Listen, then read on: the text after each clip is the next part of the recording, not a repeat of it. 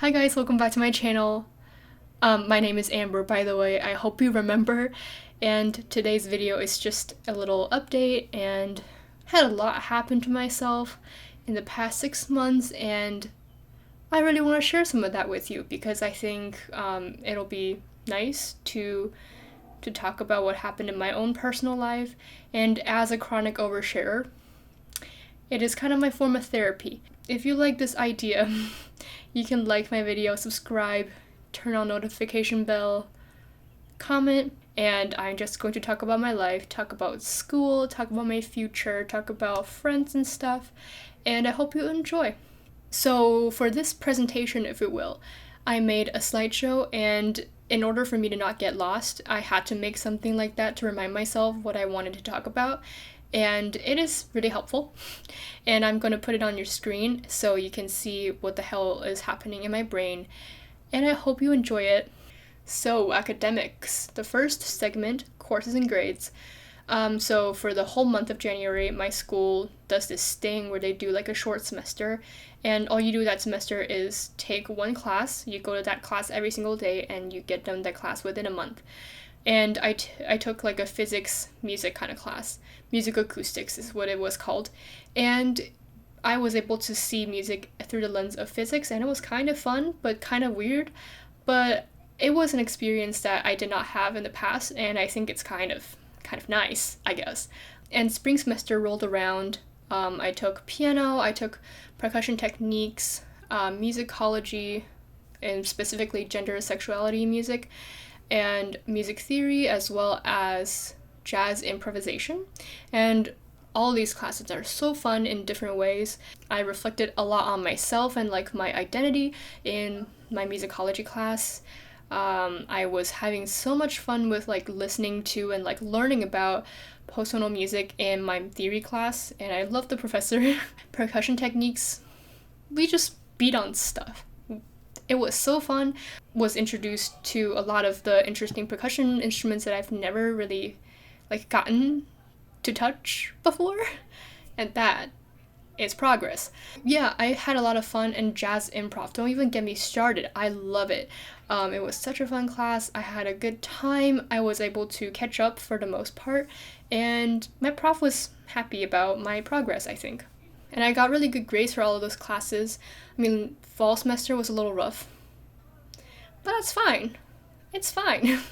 And then I graduated. I actually graduated with magna cum laude, which means I did pretty well academically. But graduation ceremony wasn't something that makes me feel like I'm graduating, because I know immediately after that we will be going on tour and we'll be doing reunion weekend. So it didn't really feel like an end for me. So, master's degree and future. I'm excited to announce that I will be pursuing composition in Master of Music. But yeah, I'm excited because composition's always been my passion. Even though I'm taking a break on it, it doesn't really mean that I'm not talented or not capable of doing the composition stuff. But I was so thrilled when I got in, because when I went to interview with the school, I felt like the school was a good fit for me. I felt like the faculties were really excited about my visit. Yeah, there's some bigger events that happened in my artistic life. For example, my composition senior recital. So what you have to do for that is you have an hour time limit. And within that hour, you have to fill it up with your compositions. With that, you have to find people to rehearse and perform for you. You have to make sure they all don't have conflicts, and you have to be at every single rehearsal. It was stressful, let me tell you. Like, it was rewarding at the end, but it was so stressful because, first of all, some pieces are just harder to put together, and that was frustrating, but that's fine because the end result was pretty good. I was pretty satisfied, and I was pretty emotional at the end too. And my composition teacher, she was crying too. So, another thing is my piece being premiered by our band, and I'm just so thrilled because my conductor at the beginning of the school year, he was like, I want you to conduct this piece and I want you to rehearse it, and we will be premiering it for you at the very end of the school year. And we did just that. I got to rehearse with the band. I got to conduct the band. I will say it's been hard. It was a little hard at times, but my professor was very encouraging. He continued to say, like, I am one of his proudest students and stuff like that. I'm pretty sure he has enough trust for me to put me in the situation where I'm in basically full control of my piece. And that experience doesn't come too often for undergrad students, I don't think. So yeah. And then French horn and jazz. So some of you may know I'm a French horn player, which is I guess a curse and a blessing at the same time. It's kind of stressful. So what I've been telling myself to do is to just like not be stressed out about horn, because there's so much more things to be stressed out about. And especially helped me a lot because I've been teaching myself to focus more on my sound and how I feel like in my body, rather than like a quota of like how many scales I need to do and how many exercises I need to do, because my body definitely reacts differently if I'm feeling different to the horn. And as somebody with a uterus, when I'm on period, my horn does not want to toot itself. And when it comes to jazz, my prof was really impressed with my improvisation. I think he actually singled me out to say, I like Amber's solo, it was really good in this, that way. And I was like, oh, I didn't know, but thank you for telling me. And I also got to work with people from like master classes and stuff, and they were also really excited about my newfound interest for jazz, because it is just interesting. I love jazz. I love how it sounds. I love how pleasing to me, I guess. I just think it's something I've been finding, and I found it. And I love the communal aspect of jazz because I play with my friends who are jazz musicians at school, and I'm excited to go into like jazz bars after I move just to listen, or better yet, to play with them. Next, music ensemble. Senior year, I was in 4 ensembles: band, orchestra, improvisation ensemble, and horn club. And I basically ended my career with those ensembles in very different ways, and I'm all very satisfied with how they ended. I don't know how to describe it. I'm so lucky to be able to play alongside with my friends who are talented musicians. I'm lucky enough to be directed by all my professors and teachers and peers even. I just had a good time there, and I just want to say thank you. I don't know if you're gonna see the video, but here we go. Thank you so much. In the 6 months I was missing, there's some interesting moments. For example, orchestra, we went to the orchestra hall in Minnesota, and that was euphoric. That's how people described it, and I'd agree, because it was. I mentioned earlier that after graduation I don't really feel the real closure, because we have tour and reunion weekend. And with tour, it was just with orchestra, and we were just around Minnesota. We hung out, we went to Duluth. It was so beautiful. Because it's within Minnesota and like the driving distance isn't super long, we get to have like maybe 2 or 3 hours of free time every morning, and that is nice. And with reunion weekend, because it's our conductor's last year, he's graduating, aka retiring, so a lot of past students and like alumni are coming back to just play a concert with him, or for him basically. And it was crazy, like 400 or so people showed up, and basically I played an ensemble of 400-ish. That is crazy. It is crazy loud too. But I got to see so many people. I got to play with the people I looked up to when I was a freshman, and that is super nice. And I think it's something that does not happen often, so I definitely cherish that memory. But afterwards, I just was kind of thrown into my own little room, and I also got COVID from that event probably. So what I shared just now was kind of like my memory with a group of people, or shared across a school year, or kind of just within an ensemble. I want to talk a little bit more about me and just what I found about myself. So first, I'm doing some self-improvement stuff. I'm starting to learn how to cook. By cooking, I mean not just making the food less raw, I mean making them taste actually kind of good and have a balanced, nutritious meal. And I think that is part of adulting, and I'm doing pretty well actually. Swimming. I almost drowned to death when I was younger, so I cannot swim. When we're on tour, my friends were like, oh yeah, we'll teach you how to swim. Like, you can just float on my hand. Don't worry about it. You'll be fine, blah blah. I still did not learn how to swim. But it's fine because they were supportive, and I'm thankful for that. And then something I came to realize is that I don't have a hobby. And that might sound kind of sad because it is, but I don't really have a hobby because before coming to college, my hobby was music.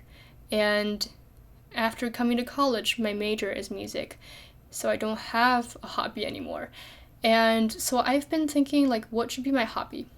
So I bought some yarn, never knitted once. I bought some plants, died. And then my friend was telling me, like, oh, I mean, makeup is your hobby, like, you can do some makeup stuff.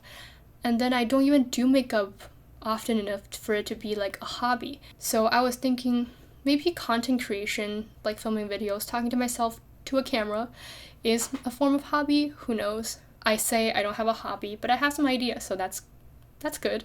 And then finally, I need therapy. And I said what I said because even though right now I'm doing pretty well, I have the mental capacity to be like supportive for other people. But last semester when I was going through the recital and stuff, I was not present. I was not being a good friend, and I wasn't really there for my friends because I wasn't able to. And I think maybe talking to a professional could help me out with that because I definitely have issues I need to work out, and I don't think I can do it myself. I need professional guidance. It's not like they can like completely help me, but it will be nice if somebody is there and work out the root of my problems with me. And that's just how much I'm going to share with that. And relationships. Actually, this is kind of fun, and I will talk a little bit more about this. So friends. I have a lot of friends, and I think they like me, and I like them a lot. And last time when I filmed the video, I kind of talked about how I have friends, but they seem to have like better and closer friends than me. Now, even though if that's true, I don't think it's going to get in the way of me being their friends and them caring about me and me caring about them back. It's not like, oh, I can only have 5 friends in my lifetime. It's not that. They are still going to give you love and care. That is shown through my recital because my friends came through. Like, even though people who I thought are not, they don't give a shit about me, they still were trying hard, and they're still working hard for my recital. And I think that is super nice of them, and I want to say thank you real quick. So, dating. 2 things. I'm happy with where I'm at now, and I will never show my significant other on camera, just because I don't think it's necessary. But I'm happy. Moving on. Networking. Networking is tiring.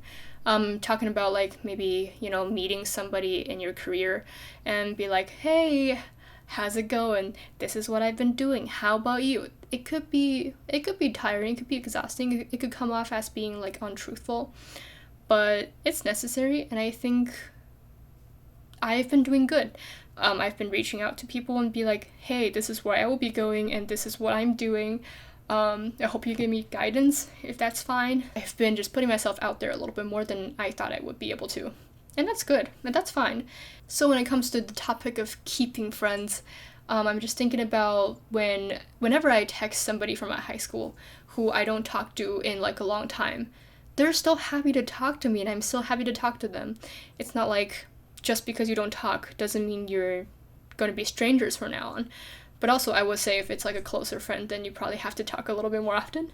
Yeah, it's really nice to just get back in touch with people. And also what reunion taught me is that even if you've never spoken to this person before, if you're truthful, they're going to like talking to you. And so that is kind of my takeaway. Gender and sexuality. Pride Month was last month, and happy Pride if you do celebrate it. I did. We went to the Pride parade and festival. I went there with my friends. Good times. So I want to take this opportunity to kind of like explain what I feel like I identify as. So first thing, my pronouns are she, they. I do this because I'm just uncomfortable with people calling me hyperfeminine nicknames, and that's been giving me trouble before. Like, I just don't like it. Adding the they, them pronouns to my like pronouns cloud, I guess, is comforting because I've had some struggles with like gender, even though it wasn't something that is, you know, super memorable. But thinking back, and I was like, okay, this is where my problem comes from. So yeah.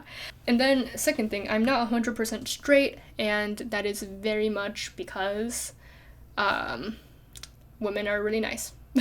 I know I do like guys, and I do also like girls, and I also like the in-betweens. And lastly, I feel good. I feel good about myself. I feel good about my gender, my identity, my body, my aura, my energy, my everything, my persona even. And by persona, I'm not saying something like, oh, I'm putting on a mask when I'm interacting with people. I'm just basically saying that I am somebody I wanted to become when I was younger right now. So that's cute, I guess. So what can you expect from this video? I will upload whenever I feel like it because I need to prioritize my mental health and my studies and just me having a good time. I don't want like filming videos to be in the way of me having a good time. That's just not necessary. And then next thing is I need to be interested in whatever I'm posting. Because I look back on some content I posted before, I don't think the themes or the topics were fun enough for me to click into it, and when I click into the videos, they're not fun enough for me to stay there. I just want to make things that I think are fun, and I want people to think that they're fun, but also I'm not going to know what other people like, and I don't care because I just want to be myself. Obviously, like when people suggest like video topics, I will probably think about it, and if I think it's fun, I will make it. Anyway, I'm a perfectionist too, so I want my videos to be nicely edited, aesthetically pleasing, like fun sound effects and all that kind of stuff. I want that in my videos. I'm going to try after this one because this one is going to be more like a telling my story kind of vibe. And the lighting right now is kind of pissing me off, but that's fine because the sun is setting. And then finally, new possibilities. I'm excited about posting videos that are kind of outside of beauty, Sims, and music. I might be uploading fashion content. I might be uploading shopping hauls. And that is the end of today's video. I'm sorry that I kind of look shady here, but that's just going to add to the mysteriousness of myself. And I hope you enjoyed this video. If you did, please like and subscribe and turn on notification bell, comment. If you want to see any other video from me, then yeah, type your idea down. I know it's been a while, I'm a little rusty, and I'm feeling kind of pain in the neck because I've been sitting here for a while. But yeah, I'll see you guys whenever I see you guys. Bye!